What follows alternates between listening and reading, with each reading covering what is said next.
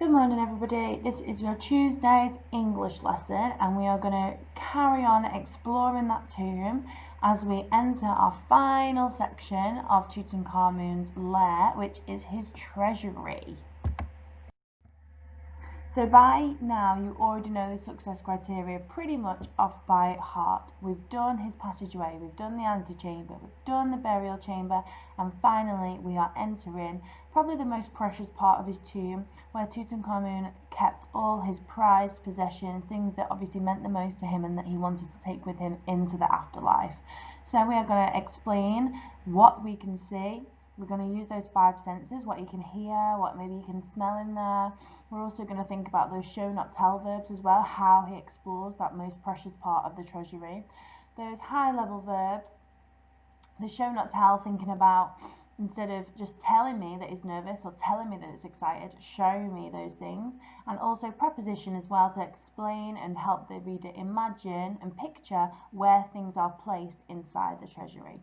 So overall today we're going to write the fifth paragraph, creating imagery, and also adding suspense, because this is our last paragraph before our big dilemma or something crazy happens. So our suspense is really building up to this big unfold which we're going to write tomorrow.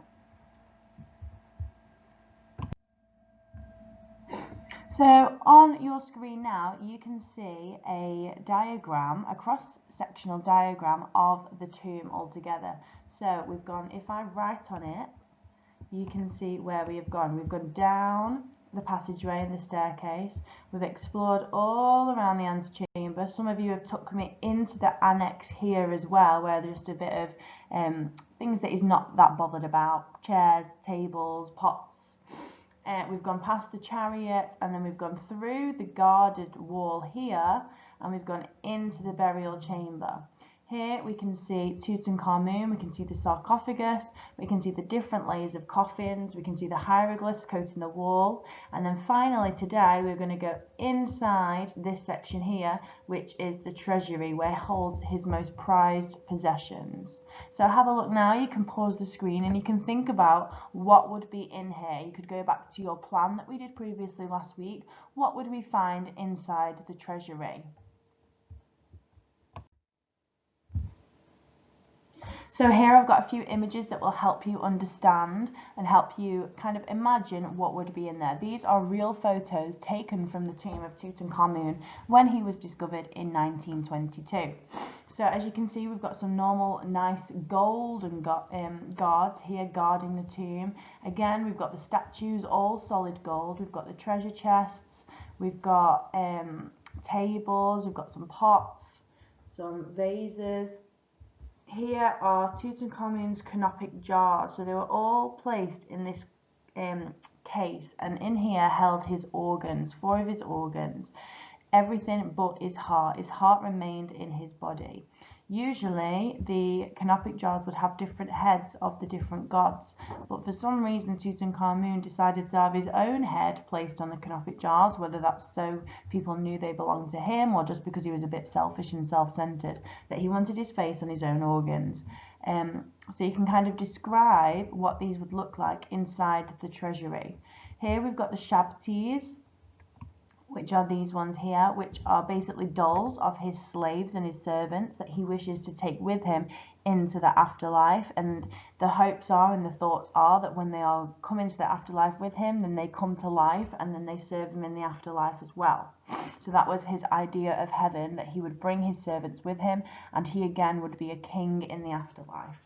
And then finally here we have a shrine, which has all his best possessions on it. It contains treasures, it contains solid gold, it contains jewels, so everything that he thought was priceless and meant a lot to him was all in there. They're all in different parts of the museums now, but this is going to help you imagine what Howard Carter would see as he entered that chamber.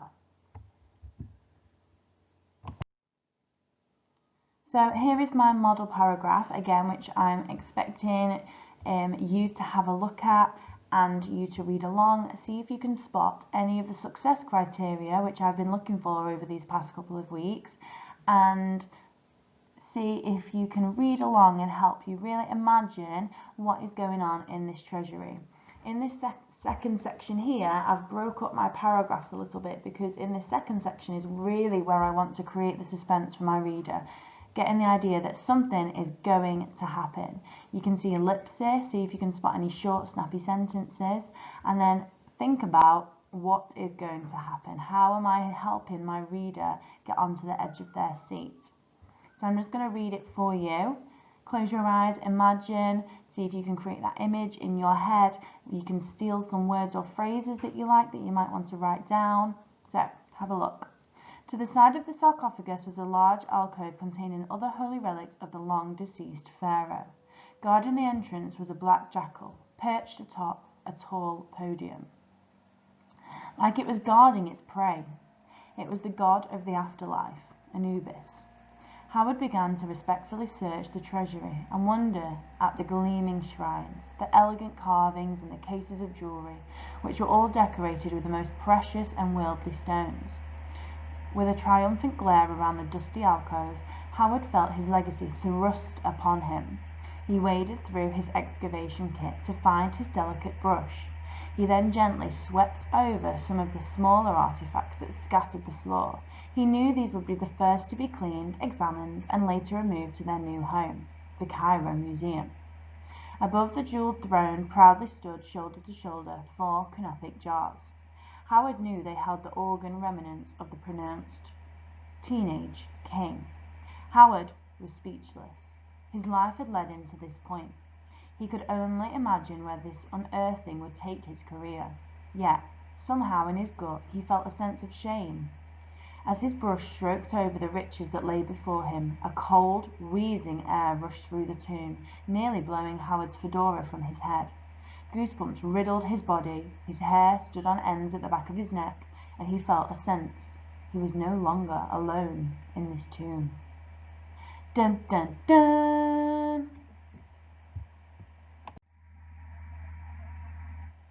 So, as you can see, we have our success criteria down at the bottom, like usual, and again, my model paragraph right here at the top. So, we're just going to go through a little bit together to make sure you can spot everything I have got. So, prepositions telling me where something is. So, first of all, in my very first sentence, to the side of the sarcophagus, that's telling me where it is. I've also told him where things are in the tomb, so above the jeweled throne I've got here. I've talked about around here somewhere, through his excavation kit, so he's telling me where he is in his excavation kit. We talked about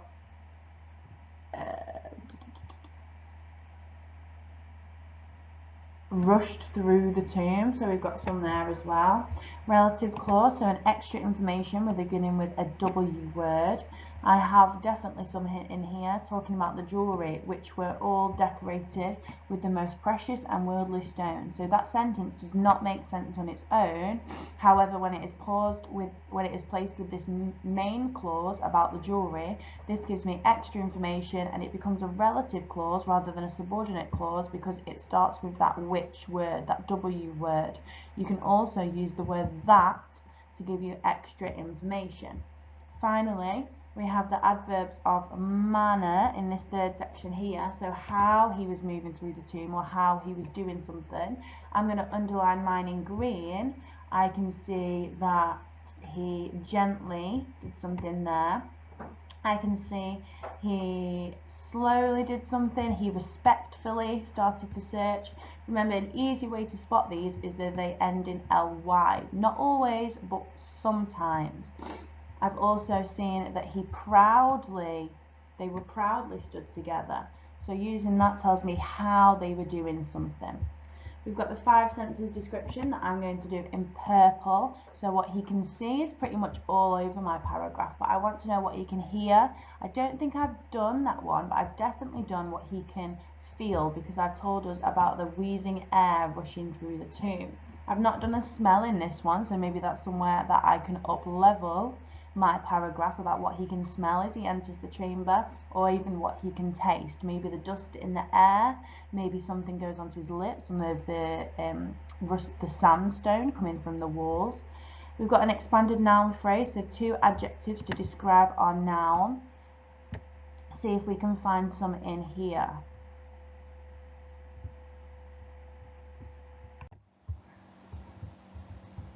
Just had a read through to see if I can find any expanded noun phrases, and as I've wrote it, I don't think I have. I've used a lot of description but no 2 adjectives. So for example, I've talked about his brush being quite delicate.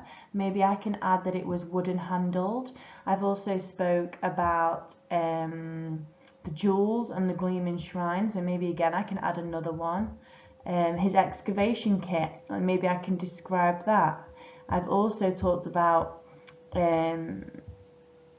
his canopic jars, so again maybe I could, the 4 something canopic jars. I've also told you they're shoulder to shoulder, but if I could add a adverb of expanded noun phrase, here, that might help me, give me a little bit more detail. Powerful verbs I've definitely got, so I'm going to do those in black. So how he did this.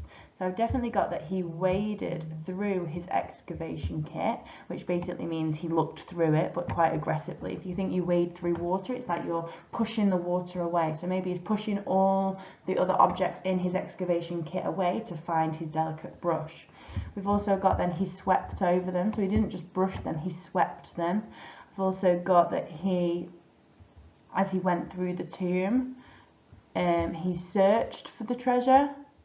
He didn't just like look for it, he searched for it. So there's lots of up-leveled verbs that you've also done in your SPAG. You talked about up-leveling verbs as well, so I want to have a look at those. Now I want to go to our extension ones, which aren't really an extension, but because I'm seeing them so much in your writing, I definitely want to find them in most of your writing. I'm going to do this one in blue, as you can see, the creating suspense. I've already done it with the ellipsis, and I've got it there to finish my paragraph, to think about, oh, what's going to happen next? I want to read on more. The one that I've really focused on in this paragraph is the short, snappy sentences. So definitely in this last section here, I've got this one about him on earth. I've got talked about here, his hair stood on end here. Goosebumps riddled his body, so that's 2. He felt a sense he was no longer alone, so it's 3. All those 3 sentences I could have easily joined together using some conjunctions, but however I've literally just put a full stop and started a new sentence. So they're only about 4 or 5 words long, but that really keeps the reader thinking, oh, breath, new breath, new breath, and that's really creating that suspense, putting that heartbeat, igniting that heartbeat to think about, oh my gosh, what is going to happen next. I've also got a few up here about Howard was speechless. His life had led him to this point. Again, I could have put a conjunction here instead of a full stop, but I've decided to make my sentences short and snappy. So some figurative language, I've got some similes in there. So for example, I've got talking about my jackal, saying that it was like. So if you can see any likes or as in there, I think I might have only had 1, but I could definitely put some in here in this second section of my paragraph. And then personification, I really try and use this one because I really like this in my figurative language, that it's bringing a normal object, a human quality. So a canopic jar, they're stood shoulder to shoulder. They're not really, they can't stand, they're objects. And they can't be shoulder to shoulder because they don't have shoulders. Well, that gives an example that tells me that they're stood right next to each other, they're up tall, they're quite probably strong and straight, and it gives me nice imagery. See if you can find any others up here. I'm talking about the elegant carving, the cases of jewellery, triumphant glare around the dusty out felling, scattered the floor. Nope, that's not one. That's a nice verb though. Clean, examined and removed to their new home. No, I think I might only have 1 in here. So again, I've really tried to, you can see the one that I've used the most of is creating suspense. So I think the other things I've kind of forgotten about as I'm doing my short, snappy sentences. So when I'm up leveling, I can definitely put in some similes and personification. So as his brush stroked, as gently as something, over the riches that lay before him. That one, lay, isn't really personification because they are lying out before him, like they are scattered in front of him. So even though humans do lie and like lay out, it's not really personification. I've had a few of us point those out to me in your paragraph. You're saying, oh, that's personification, and that's where we've got a little misunderstanding here. Mostly I've talked about this last section about his hair stood on his back of his neck. So I'm doing a lot of show not tell. So me telling me that he's got goosebumps over his body and his hair stood on the back of his neck isn't really usually a positive show not tell. When you've got goosebumps, you might be quite scared or you might be on edge. When your hair stands up, you're usually a bit anxious or you're a bit don't know what's going to happen. So we can obviously tell that something is leading up to our dilemma. So now it is your turn. Again, you can go back to my previous slides and you can steal some and magpie some words. You can have a look at the success criteria. You can really think about what is going to be in that treasury by looking at those images. But now it is your turn to write that 5th paragraph about him discovering the treasury. So this is where the suspense is really turning up that last notch before we go into our dilemma, and something we need that da da da feeling is coming out of him. So he may feel a presence, he might look at the cursors on the wall. We're really doing something that brings up that eerie feeling. So we've got the reader in the palm of our hand. So all the imagery, the senses, the suspense, and it can only lead to one thing. And I've left you under suspense because you don't know what it is yet. But something is going to happen. So really get your reader on the edge of their seat, and I can't wait to read them.